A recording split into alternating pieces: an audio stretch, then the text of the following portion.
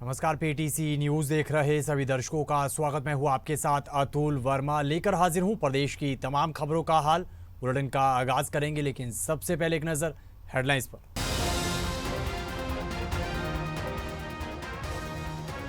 साल 2008 की इंस्पेक्टर भर्ती के मुद्दे पर सदन में हंगामा। मुख्यमंत्री नायब सिंह सैनी ने सदन में दिया जवाब। साल 2008 की इंस्पेक्टर भर्ती का मुद्दा गरमाया। कैबिनेट मंत्रियों ने हाईकोर्ट के फैसले पर दी प्रतिक्रिया। पूर्व की सरकार पर उठाए सवाल। करनाल में लगातार बढ़ रहा बदमाशों का आतंक। अलग अलग जगह गाड़ियों में की तोड़फोड़। सीसीटीवी में कैद हुई घटना। किसान नेता गुरनाम सिंह चढ़ूनी ने यमुनानगर में किसानों के साथ की मीटिंग। टिकैत ग्रुप के सीएम आवास के घेराव को लेकर भी दी प्रतिक्रिया। और पंचकुला में अपनी मांगों को लेकर लामबंद हुए हरियाणा एक्सटेंशन लेक्चरर्स। नौकरी बहाली की उठाई मांग।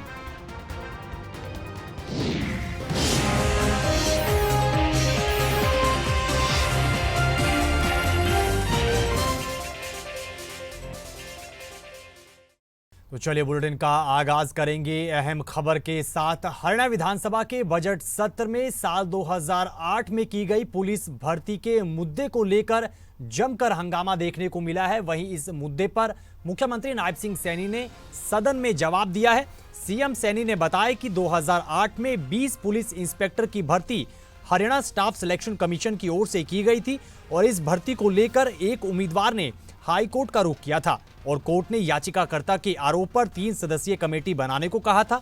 इधर कमेटी ने उन दोनों उम्मीदवारों की हैंडराइटिंग के नमूनों की जांच किसी एजेंसी से करवाने को कहा है। सीएम सैनी ने कहा कि सरकार इस पूरे मामले में एजी से राय लेगी। तो विधानसभा के बजट सत्र में साल 2008 की पुलिस इंस्पेक्टर की भर्ती के मुद्दे पर हुए हंगामे को लेकर कांग्रेस विधायक अशोक अरोड़ा ने प्रतिक्रिया दी है। उन्होंने बयान दिया है। इस दौरान हरियाणा के बजट को लेकर भी कांग्रेस विधायक ने सवाल उठाए हैं। ये बजट तो केवल और केवल कर्जा बढ़ाने वाला बजट है। एक तरफ तो सरकार की आमदन बढ़ रही है, दूसरी तरफ कर्जा बढ़ रहा है, तो कहीं ना कहीं मिसमैनेजमेंट है। उसको सरकार को देखना चाहिए।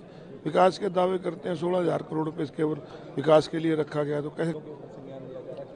मैं तो आज भी कहा है, भी जो भी बात पूछते हैं, कोई प्रश्न पूछते हैं, कहते हैं नो सर। कभी वैसे तो विधानसभा में हुड्डा साहब ने बड़ा जवाब दिया है, परंतु मेरा एक मानना है कि अगर हाईकोर्ट ने कोई टिप्पणी करी है कर्मचारी आयोग के खिलाफ करी है, कर्मचारी आयोग एक ऑटोनमस बॉडी है, अगर उस पर कोई कार्रवाई करनी तो करें।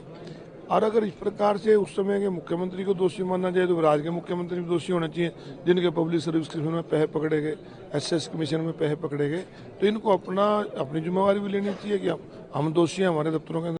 साल 2008 में पुलिस इंस्पेक्टर की भर्ती के मुद्दे को लेकर कैबिनेट मंत्रियों ने अब पूर्व की सरकारों को अपने निशाने पर लिया है। कैबिनेट मंत्री अनिल विज और मंत्री महिपाल ढांडा ने इस पूरे मुद्दे पर प्रतिक्रिया दी है और पूर्व की सरकारों पर चहेतों को नौकरियां बांटने के आरोप लगाए हैं। उसमें कल भी ये बात उठी थी और बताया गया है कि माननीय उच्च न्यायालय ने जो इंस्पेक्टर भर्ती घोटाला था 2008 का, उसके बारे में जो निर्णय किया है वो उस वक़्त की सरकार के ऊपर बहुत बड़ा उनके खिलाफ जाता है, बहुत बड़ा उनके ऊपर उन्होंने कारगुजारी को बताया। देखिए, ये तो सर्वविदित है कि हमारी सरकार ने आकर पर्ची खर्ची को ख़त्म किया। देखिए, हमारे सम्मानित सदस्य ओम प्रकाश यादव जी ने कल भी विधानसभा में एक चिंता जाहिर की थी। उन्होंने कहा कि माननीय उच्चतम न्यायालय ने एक टिप्पणी की है कि 2008 में जो भर्तियां हुई उसमें जो एक टॉपर बच्चा था, उस टॉपर बच्चे को कहीं भी स्थान नहीं मिला।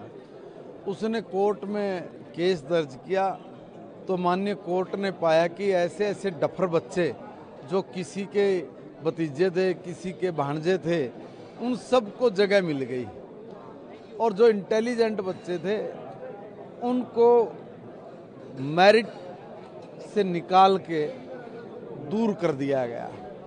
तो सम्मानित सदस्य की चिंता थी कि ऐसा करके ये लोग कितनी बेशर्मी के साथ बैठे हैं, कितने ऐसे काम हुए होंगे, कितने ऐसे बच्चों की मेरिट को रौंदा होगा। तो साल 2008 में की गई पुलिस इंस्पेक्टर की भर्ती का मुद्दा अब गर्मा गया है। इस मुद्दे पर सत्ता पक्ष और विपक्ष आमने सामने हो गए हैं। इसी कड़ी में कैबिनेट मंत्री रणबीर गंगवा और कैबिनेट मंत्री अरविंद शर्मा ने भी इस पूरे मामले पर अपनी प्रतिक्रिया दी है। उन्होंने क्या कुछ कहा है, सुनेगा। वो ओम प्रकाश जी ने उसको उठाया था मुद्दे को, उसमें पक्ष और विपक्ष ने दोनों ने अपना अपना पक्ष रखा है। हाई कोर्ट ने उसमें कुछ ऑब्जर्वेशंस दी हैं, फाइंडिंग्स दी हैं, तो उसमें चर्चा होगी है उसमें ऑलमोस्ट जो है, और उसमें माननीय मुख्यमंत्री सरकार देखेगी उसमें आगे कैसे क्या करना है। सर, किसानों की मीटिंग भी चली हुई है आज, किस तरीके से? किसानों का देखिए, भारतीय जनता पार्टी मोदी जी के नेतृत्व में, हरियाणा में नायब सैनी जी के नेतृत्व में किसानों का पूरा मान सम्मान करती है, और हमेशा ये रहता है कि किसानों की आमदन को और ज़्यादा हम कैसे बढ़ाएं, कम लागत पर फसल बोए और ज़्यादा लागत पर वो उसको बेचें। देखिए, कांग्रेस के समय में युवाओं के साथ भेदभाव हुआ, उनके जो मेरिट को दरकिनार किया गया। ये टिप्पणी हम नहीं कह रहे, बल्कि माननीय हाई कोर्ट ने कही है, और उसी मुद्दे को हमारे जो सदन के सदस्य है माननीय ओम प्रकाश जी, उन्होंने उठाने का काम किया, और उसमें विशेष रूप से टिप्पणी की गई है कि जो मेरिट पे जो लड़का था उसको मेरिट की दरकिनार करके उसको बाहर किया गया, और अपने चहेतों को नौकरियां दी गई। विधायकों के, मंत्रियों के, मुख्यमंत्री के उस तत्कालीन जो है रिश्तेदार उसके अंदर जो है सब इंस्पेक्टर भर्ती हुए। अगली खबर करनाल से है। करनाल में बदमाशों का आतंक लगातार बढ़ता चला जा रहा है। ताजा मामला बीती रात का है, जहां पर बाइक सवार अज्ञात बदमाशों ने एक के बाद एक कई गाड़ियों को अपना निशाना बनाया और गाड़ियों में जमकर तोड़फोड़ की। जानकारी के मुताबिक बाइक सवार बदमाशों ने गौशाला रोड, नेवली रोड, बांसो गेट, जाटो गेट समेत अन्य जगहों पर तोड़फोड़ की है और मौके से फरार हुए हैं। वहीं बदमाशों द्वारा तोड़फोड़ की घटना सीसीटीवी कैमरे में कैद हुई है। फिलहाल पुलिस इस पूरे मामले की जांच कर रही है। मेरी गाड़ी यहीं चौक पे खड़ी थी, खाटू श्याम मंदिर के पास ही, तो मेरी दोनों गाड़ियों के शीशे तोड़ दिया है। दो थे बाइक पे, स्प्लेंडर बाइक पे, इन्होंने आती गंडासे मारी है जी गाड़ी पे। रात को 1:30 बजे की बात है जी। ये गाड़ी तो यहीं खड़ी रहती है मेरी। हाँ जी, हाँ जी, 2 लोग थे जी, बाइक पे थे, गंडासियाँ ली हुई थी उन्होंने, गंडासियाँ मारी है जी मेरी गाड़ी पे। नशा बिल्कुल नशेड़ी थे जी। आपने कंप्लेन की? हाँ जी, मैंने डायल 112 पे भी रात आई थी पुलिस, और सुबह भी मैं दरखास्त दे के आया हूँ सदर थाना चौकी में। तो उनकी शक्लों से तो ऐसे ही लग रहे थे बदमाश नशेड़ी। मुंह ढका हुआ था? नहीं, मुंह उगड़ा हुआ है उनका, खुला मुंह, कोई ढका हुआ नहीं है। बाइक का नंबर दिख रहा है? बाइक का नंबर नहीं दिख रहा, लाइट आ रही है ना। कितनी गाड़ियाँ हैं? लगभग मेरे आइडिया से पता लगा 20-25 गाड़ियों के करीब उन्होंने शीशे तोड़े हैं गाड़ियों के। आगे भी खड़ी रही? हाँ जी, आगे भी काफ़ी गाड़ियाँ खड़ी है जी। ये दोनों गाड़ियाँ हमारी हैं जी। आपकी है? हाँ जी। रात को खड़ी करेंगे? ये डेली यहीं खड़ी होती है। यहीं खड़ी रहती ये तो किसी का प्लानिंग का काम है। जिस हिसाब से गाड़ियाँ टूटी हुई है, 50 गाड़ियाँ टूटी हुई है, 50+ गाड़ियाँ हैं। तो किसी का कोई लड़ाई झगड़ा तो नहीं था? या झगड़ा किसी का नहीं, एक के साथ हो जाता है। इतने बंदों के साथ किसका झगड़ा होगा? मतलब कि नशे के आदि थे? नशे के तो लगते नहीं, कि जिस हिसाब से आए उस हिसाब से तो नशे में थे नहीं वो। उनकी तो प्लानिंग थी, कुछ ना कुछ दिमाग में सोच के आए थे वो, भाई ऐसे ऐसे लोगों के अंदर दहशत बिठाएंगे। हाँ, वो उनका काम था। बाकी अब देखते हैं पुलिस क्या करेगी। अंदर में इतने सारे रोड पे CCTV लगे हुए हैं, उनकी जांच कराओ, उनमें पता लग जाएगा। गाड़ी का नंबर भी आ गया, जब भी पुलिस पकड़ लेगी उनको। CCTV में भी आ रहे हैं वो 2 लोग? CCTV में भी यहाँ पे भी आए हुए हैं, मौके पे दो CCTV लोग में आ रहे हैं गाड़ी के? 2 लोग आए हुए हैं। बस हमारा थोड़ा कैमरा साफ नहीं है, नहीं तो हम ही पता कर देते कौन है। सूचना ये मिली थी जी, भाई जिसमें एक खड़ी गाड़ी हो गई सड़क पर, शीशे तोड़ दिए किसी आदमी ने। ये दरखास्त मिली है, जो हम मौके पर पहुंचे हैं। मौके पर जैसे जो आओगे, वीडियो आओगी, उसके खिलाफ आगामी कार्रवाई अमल में लाई जाएगी अफसरों के निर्देशानुसार। कौन सा एरिया पड़ता है, कितनी गाड़ियों के शीशे टूटे हैं? फिलहाल यहाँ 4 गाड़ी हैं। ये गौशाला रोड भाई, यहाँ ये गाड़ी खड़ी है, पुराना मार्केट कमेटी का दफ्तर के नज़दीक है। तो इसमें यहाँ से जो सूचना अगली होगी कार्रवाई अमल में ला जाएगी। बताया गया और इलाके में भी तोड़े गए हैं, और भी पता लगा, जो आगे का पता करेंगे। 2 लड़के आए थे जी बाइक पर? 2 लड़के हैं जी। हाथ में हथियार है? हाँ, ये परचानुमा हथियार है जो उसके सरेआम में तोड़ने लगे। अगली खबर का जिक्र करेंगे। खबर यमुनानगर से है। यमुनानगर में किसान नेता गुरनाम सिंह चढ़ूनी ने किसानों के साथ मीटिंग की है, किसानों के साथ मुलाकात की है। इस दौरान उन्होंने कई मुद्दों को लेकर प्रतिक्रिया भी दी। मीटिंग के बाद किसान नेता गुरनाम सिंह चढ़ूनी ने कहा कि कल टिकैत ग्रुप के द्वारा सीएम आवास के घेराव को लेकर आह्वान किया गया है, लेकिन टिकैत ग्रुप सिर्फ औपचारिकता कर रहा है, उन्हें आर पार की लड़ाई लड़नी चाहिए। वहीं चडूनी ने कहा कि जब तक किसान यूनियनें एक साथ नहीं आएंगी तब तक किसानों के मुद्दों पर कोई भी बात नहीं बनेगी। वहीं उन्होंने किसानों के राजनीतिक क्षेत्र में आने के सवाल पर भी प्रतिक्रिया दी है। खेती छोड़ के चला जाना ये कोई सवाल नहीं है। खेती करते हुए राजनीति करना वो हो सकता है, लेकिन हमारे किसान के दिमाग में नहीं बैठती, क्योंकि यहाँ की जो राजनीति है वो भिन्न तरह की है। यहाँ की राजनीति जाति के नाम पे, धर्म के नाम पे, वर्ग के नाम पे है। यहाँ डेवलपमेंट के नाम पे, विकास के नाम पे राजनीति कभी नहीं हुई। जिस दिन का देश बना है कभी नहीं हुई। वही कारण यहाँ की बर्बादी का है और रहेगा। लेकिन ये फॉर्मेलिटियाँ हैं, या तो आर पार की कर लें। जब दिल्ली में आंदोलन था, या तो संसद को घेर लिया होता, या तो हमारी बात मान जाए हमें मार दो। उस स्तर की लड़ाई भी नहीं करते, या तो उस स्तर का आंदोलन हो जाए फिर बात मानी जाएगी, और या फिर वोट आपकी है, अपनी वोट आपकी वोट के डर से मानी जा सकती है। वोट का हम यूज़ कर नहीं सकते क्योंकि वो जाति और धर्म के नाम पे पड़ती है। अब नहीं होते। समस्या तो यहीं आके होती है ना।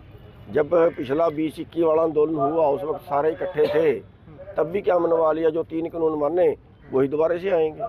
इधर पंचकुला में हरियाणा एक्सटेंशन लेक्चरर्स लामबंद हुए हैं और सेक्टर 5 के धरना स्थल पर पहुंचकर अपनी मांगों को लेकर प्रदर्शन किया है। जानकारी के मुताबिक एक्सटेंशन लेक्चरर्स अपनी नौकरी बहाली की मांग को लेकर लगातार प्रदर्शन कर रहे हैं।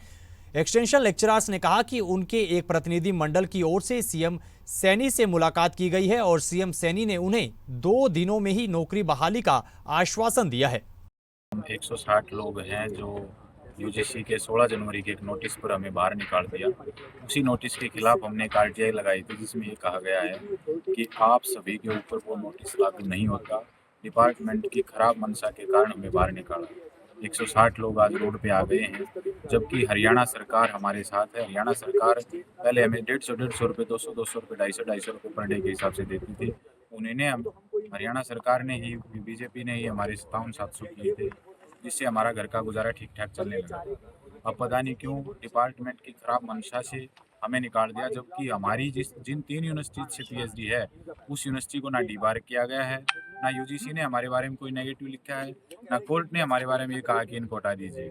सिर्फ और सिर्फ डिपार्टमेंट की खराब मंशा के कारण हमें हटा दिया गया।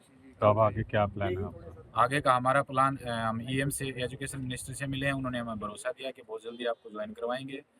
हरियाणा के मुख्यमंत्री से मिले हैं, उन्होंने कहा कि 2 दिन के अंदर अंदर आपको ज्वाइन करवा देंगे और एसीएस से आपकी मीटिंग करवाएंगे। वहीं यमुनानगर में ओवरलोड डंपर द्वारा बाइक सवार दंपति को कुचलने का बड़ा मामला सामने आया है। जानकारी के मुताबिक ये हादसा हाईवे पर हुआ है, जहां पर ओवरलोड डंपर ने सामने से आ रहे बाइक सवार दंपति को जोरदार टक्कर मार दी, जिसके बाद वाहन में आग लग गई। वहीं इस हादसे में एक महिला की मौत हुई है, जबकि महिला के पति को गंभीर हालत में अस्पताल में भर्ती करवाया गया है, जहां पर शख्स का इलाज चल रहा है। ये हादसा मुझे सूचना मिली कि वहाँ पर कोई एक्सीडेंट हो गया, तो मैं मौके पे पहुंचा तो पता चला कि एक मोटरसाइकिल सामने से आ रही थी, जो डंपर इधर से आ रहा था, उसने ओवरटेक करके इनको एक्सीडेंट किया है। बाकी जैसा आगे बयानों के पे आएगी वो बात आपको बता दूं। 2 सवार थे, इस पे एक लेडीज थी, एक जेंट्स था। मौत कितनी हुई है अभी इस बारे में कुछ कहा नहीं जा सकता जब तक डॉक्टर आगे हिट होने से लगी है मोटरसाइकिल और डंपर के आमने से। तो डंपर चालक मौके से फरार हो चुका है। तो ब्रेक के बाद आपका एक बार फिर से स्वागत है। खबरों में आगे बढ़ेंगे, अगली खबर का जिक्र करेंगे। खबर साइबर सिटी गुरुग्राम से है, जहां पर एक कारोबारी की गोली मारकर हत्या करने की बड़ी खबर निकल कर आई है। जानकारी के मुताबिक बाइक सवार बदमाशों ने इस वारदात को अंजाम दिया है और कारोबारी के दफ्तर में घुसकर फायरिंग की और मौके से फरार हो गए। वहीं ये पूरी घटना सीसीटीवी कैमरे में कैद हुई है। फिलहाल पुलिस सीसीटीवी फुटेज के आधार पर इस पूरे मामले की छानबीन में जुटी है। आज साढ़े करीब 4 बजे के आसपास हयातपुर में एक दुकान के अंदर घुस करके कुछ लोगों के द्वारा गोलियां चलाई गई हैं, जिसमें कि एक बलजीत नाम का व्यक्ति है, 50 वर्षीय, उनकी मृत्यु हो गई है। उसके अलावा एक और अन्य व्यक्ति है जिसका नाम रविंद्र है, और जो कि स्थायी रूप से उत्तर प्रदेश का रहने वाला है, फिलहाल हयातपुर गाँव में रहता है। तो उनको भी एक गोली लगी है, जिनकी स्थिति अभी ठीक है। तो फिलहाल पुलिस की क्राइम ब्रांच की अलग अलग टीमें स्पॉट की विजिट कर रही हैं और पुलिस के जो उच्च अधिकारी हैं उनके द्वारा मौका का मुआयना किया जा रहा है। प्राइमरी तौर पर जो 2 सस्पेक्ट हैं जो आसपास की फुटेज को पुलिस के द्वारा चेक किया जा रहा है। 2 सस्पेक्ट हैं जिनको आइडेंटिफाई किया गया है और जल्दी ही इन दोनों व्यक्तियों को गिरफ्तार कर लिया जाएगा। ये जो 2 घायलों और एक मृत है उसमें क्या कुछ संबंध है इनका? इसमें अभी तक की जो प्राथमिक जांच के तौर पर पाया जा रहा है कि यह जो मामला है यह एक बिजनेस राइवलरी का मामला ये फिलहाल तक नजर आ रहा है। जो भी मौके से विटनेस जो पाए गए हैं और जो अन्य पुलिस के द्वारा जांच की जा रही है, जो मृतक है उनके द्वारा कुछ व्यवसाय किया जा रहा था और उसी व्यवसाय में कुछ प्रतिस्पर्धा के दौरान ही अभी तक ये सामने आया है कि इस घटना को अंजाम दिया गया है। तो इस खबर के साथ फिलहाल इस बुलेटिन में इतना ही, लेकिन पीटीसी न्यूज पर खबरों का सिलसिला बदस्तूर जारी है। आप बने रहिए पीटीसी न्यूज के साथ। फिलहाल के लिए दीजिए इजाजत। नमस्कार।